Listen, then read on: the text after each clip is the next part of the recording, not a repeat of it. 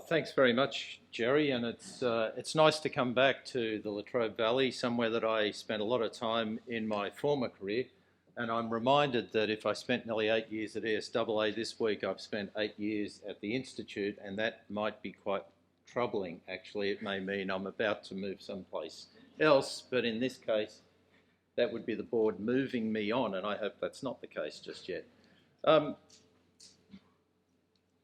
Some of what I'm going to cover today has already been touched on by a number of the speakers, but I think we've got some bigger global pictures that are worth sharing with you because you're not on your own in this journey.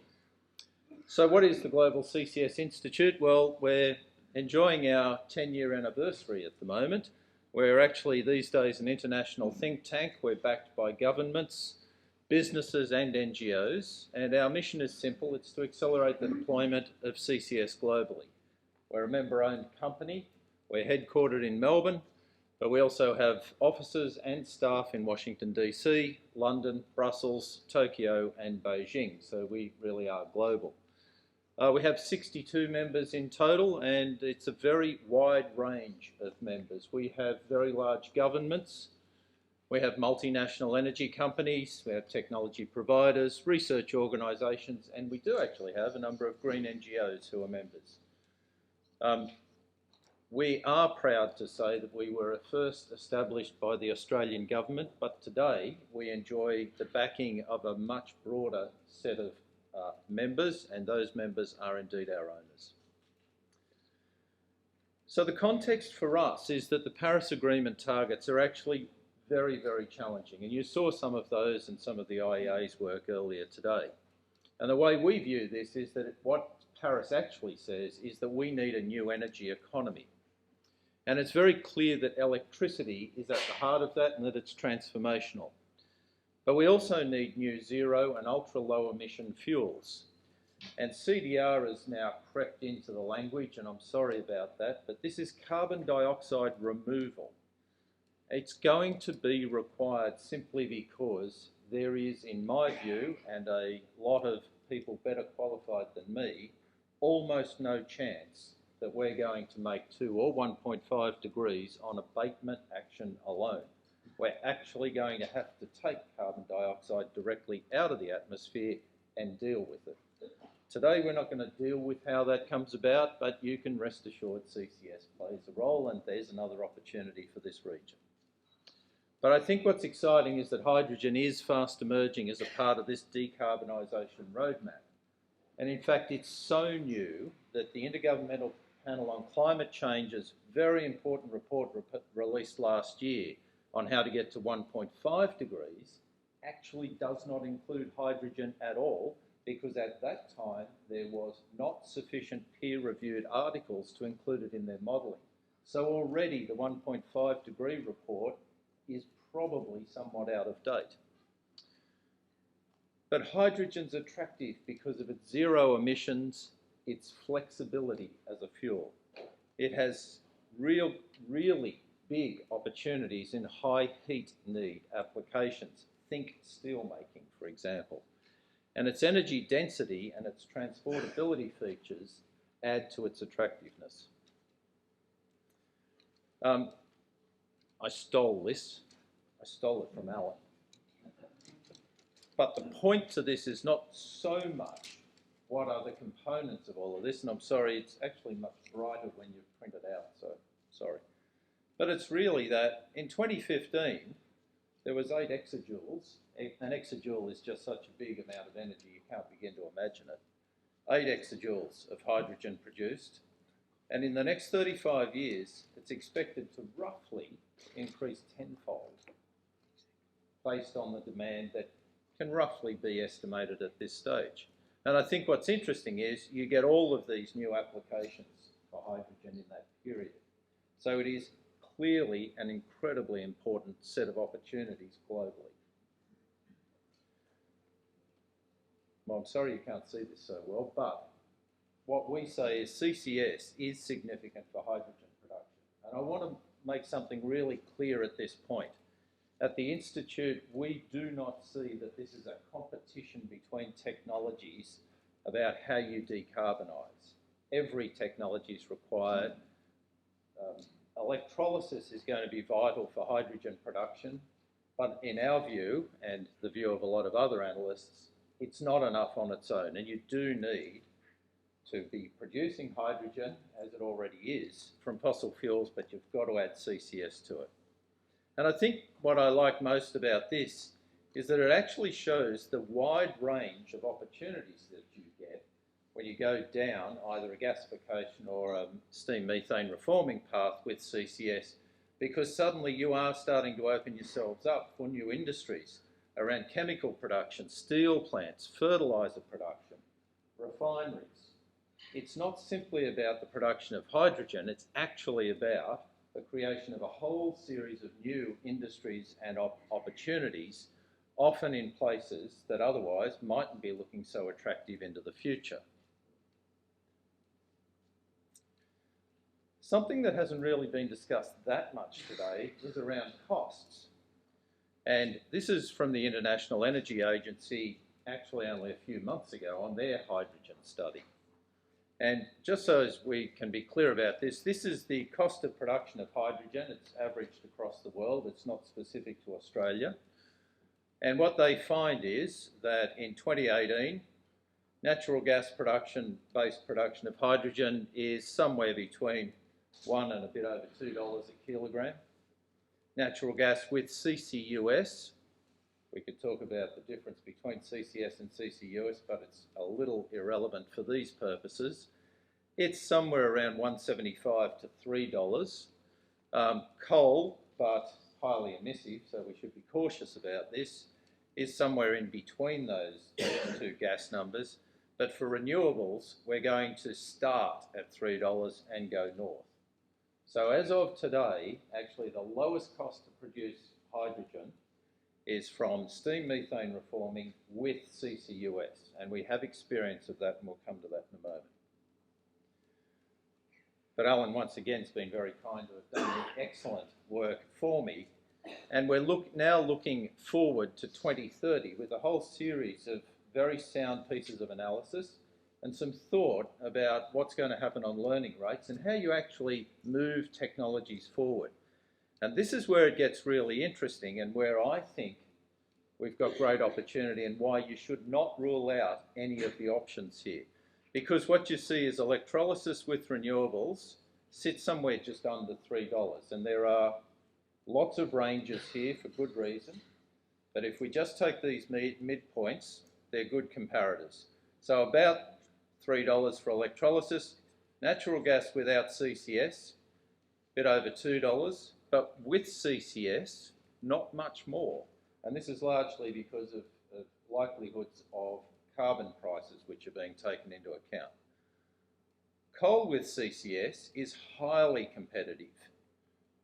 And what we see really, and the message from this is, all of these numbers are incredibly close. There is no clear winner here.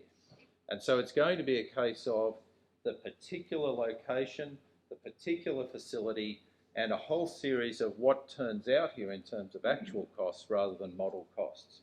But the good news is all of the numbers are way down from where you see grid-based electrolysis. So this is the future, this is where we need to get to. What I want to share with you is what's happening in the world around hydrogen that's being driven out of fossil fuels and has CCS applied. And so that's really this line through here. And this vertical line is where we are today. So already in operation we have a plant called Great Plains Air Products, both of those in the United States, both of those producing hydrogen and both of them using carbon capture and storage for their CO2 emissions. Quest is a really interesting plant in Canada owned by Shell, commenced 3 years ago, has captured and geologically stored 4 million tonnes of CO2, and Shell's now doing the business case for the next one on that same facility. And then these plants are all in various stages of either advanced planning or very close, in one case, to final investment decision. So this too is in Canada, the Alberta Carbon Trunkline Sturgeon Refinery, which again is a hydrogen production plant. The Port of Rotterdam is decarbonising by putting in place a very large collection process for CCS, and there is a hydrogen production plant there that will be tied into it. And then all of these out here, including CarbonNet, are further plans for hydrogen-based systems with CCS, and they're quite large. And these four, are all in the UK, are all around replacing methane in large part with hydrogen, and are in one case here, in fact 2 cases, both Acorn and Magnum, are around currently gas-fired power plants that will be converted to hydrogen. So we actually have a lot of other activity elsewhere in the world already on hydrogen production and hydrogen applications involving CCS. And that's because, as of today, it's actually the cheapest route to large-scale hydrogen production. And I mentioned that Great Plains plant. There's a little bit of detail about it, and it's really here to show you that this isn't new technology. This is actually very well understood technology. It has great opportunity to further develop, and in fact to increase its capture potential to the sorts of levels that our good friends from J-Power are talking about. But this has been operating since October 2000, so we've been running nearly 19 years at Great Plains. It's brown coal gasification. So if anybody wants to tell you that brown coal gasification hasn't been done before, they're wrong. It's being done and has been done for a long time. It's so far captured and transported 35 million tonnes of CO2, and it has been used for enhanced oil recovery, but that is essentially exactly the same process as putting it down for pure geological storage. The technology is understood. There is no mystery about this. What we need is more application to improve capture rates and to lower cost. And I think that's exactly shown by the sorts of examples that Alan has in his graphs. So I wanted to just reflect then, if that's what's going on, why does hydrogen, CCS and the Latrobe Valley all fit together? And a bunch of other speakers, and especially Richard Bolt, have spoken passionately to that, but I feel quite strongly about it as well. Because as anybody comes into this area, you know, because it's so obvious, you've got abundant, ultra-low cost brown coal that has hundreds and hundreds of years. Is it sensible to simply see that as a stranded asset, or is it actually smarter, as ACI has done, to see this as a carbon resource? You've also got extensive sunk cost infrastructure, a highly skilled workforce with outstanding tertiary education facilities, of which we're standing in them today. And this extractive resource familiarity in the community is not to be underestimated. It's one of the great advantages that regions like yours all around the world that I visit regularly have over many other areas. You are familiar with this. It's not surprising to you. There's nothing here actually that's going to frighten you or cause you to be concerned. And the most amazing thing for this region is how well characterised the geological storage is very nearby and offshore. And believe me, it's one of the best sets of geological storage opportunities anywhere in the world. And we have taken, and you can find it on our website, we've actually got full catalogues of where the storage exists in the world. There is no shortage, but this area has an extraordinary abundance of it. We go to the UNFCCC conferences each year. There's a few tragics in this room who've made a career out of it. It's not mine, I have to tell you. In fact, it's a bit of a trial. Mark Bonner's here, he can tell you. He loves it. I'm not so taken with it. But it's the place that every year all the governments come together to do their negotiations around climate change. And one of the big topics that's been there for the last 5 years or so is this thing called just transition. And we really have the organised labour movement to thank for putting this on the agenda, because this is about regions like yours. This is about what happens to the workers who are otherwise displaced, have no future, communities who are in strife, because the traditional old energy processes can't continue in a carbon-constrained world. And I know that the Victorian government has activities and commitment here, and I'm certainly not criticising it. But the point that I want to make is that what we're seeing all around the world, and what I'm really proud of, is that we have seen a number of unions starting to join us. And the International Brotherhood, I'm sorry about that, ladies, but that's what they call the International Brotherhood of Boilermakers in the United States, has actually joined. And they're right on this because their point is that people with their skills, living in often communities that are fossil fuel based and often coal based, have a lot to gain by adopting CCS and moving into a new energy economy, a new carbon economy that revitalises, in fact, all of those communities, gives them a future, but it gives them a future that's sustainable, not a future that's actually heading off into a place that really the planet now, our children, can't afford.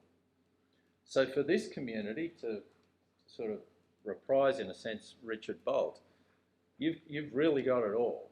And I think in a carbon-constrained future, as confronting as that has been, and clearly the closure of Hazelwood's related to it, but climate change doesn't mean no fossil fuels, it means no CO2. You have got to address the CO2 question, and sometimes it means you're not going to use the fossil fuels, but a lot of the time it means it's an incredibly valuable resource and there's technology to deal with it. And that's where we need to go to. And I finish, and maybe you can see it, maybe you can't, but it's beware the competition. Beware the competition. I spend nearly 4 months of my year overseas talking to lots of different governments in lots of different countries.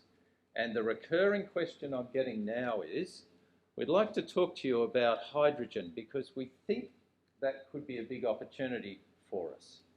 And the last set of discussions I had on that, only 3 months ago, was in the Middle East, where they have the cheapest gas, probably the best storage, and they already know really well how to do LNG.